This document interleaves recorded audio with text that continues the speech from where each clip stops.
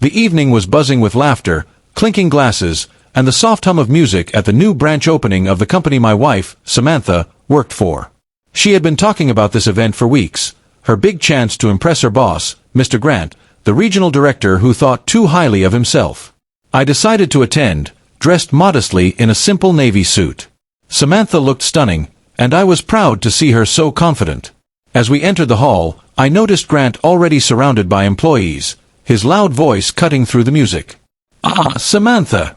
Finally!" he exclaimed, giving her a hug that lingered just a second too long.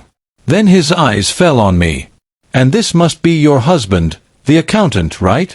His tone was mocking, and several people chuckled quietly. I simply smiled, offering my hand. "Actually, I just run a small firm," I said politely. "Oh," he said with an exaggerated grin. "So, not quite in our league then. But hey, someone has to do the numbers, right?" Samantha shifted uncomfortably, whispering, "Please don't take it personally." I shrugged. I didn't. Because what no one there knew was that I wasn't just someone with a small firm. I was the silent majority investor behind the company they all worked for.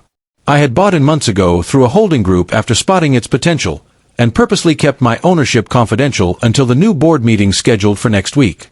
Tonight, I wanted to observe quietly. But Grant kept testing my patience. During the dinner, he raised a toast. To hard work, dedication, and surrounding ourselves with ambitious people, not those who just tag along for free champagne. Laughter rippled through the crowd. I met his eyes and smiled calmly. Samantha's face turned red, her hand trembling as she held her glass.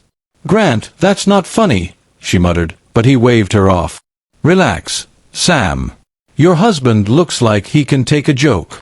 The rest of the evening passed slowly. Every time I tried to start a polite conversation, Grant interrupted with some smug remark about men who live off their wives, or people who think small. I kept my cool. I'd seen people like him before, arrogant until the mask cracks. Around 10 p.m., Samantha excused herself to speak with a client, and Grant approached me again, his breath heavy with alcohol. "You know, buddy," he slurred, "you're lucky. Most guys in your position couldn't keep up with a woman like her. But don't worry, if she ever gets tired of you, we'll find her someone who fits her level."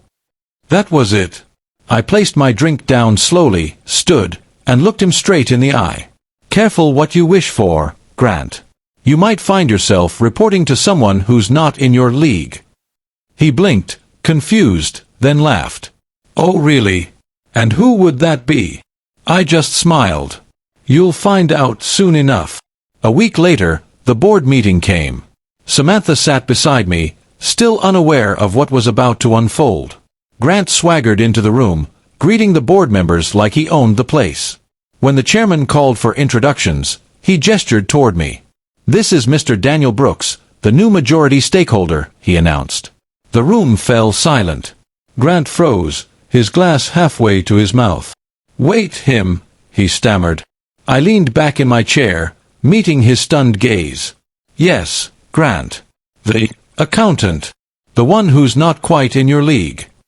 The chairman continued, "And Mr. Brooks has decided to make some management adjustments for this branch." Grant's face turned pale. "Adjustments?" I stood, buttoning my jacket. "Effective immediately, Grant, you're being transferred to an external consulting role. Consider it an opportunity to expand your horizons." He opened his mouth, but no words came out. The same people who laughed at me that night avoided his eyes now. After the meeting, Samantha pulled me aside, eyes wide. "Daniel, why didn't you tell me?" I smiled softly. "Because I wanted to see how people treat others when they think they have nothing to gain." She hugged me tightly, whispering, "You handled that better than I ever could." I looked toward the window, watching Grant leave the building in silence, his arrogance finally stripped away. That night, as we drove home, Samantha rested her head on my shoulder and said, "You didn't just teach him a lesson. You reminded everyone what real power looks like." I smiled faintly. "Power isn't about shouting loudest, Sam. It's about knowing when silence speaks louder."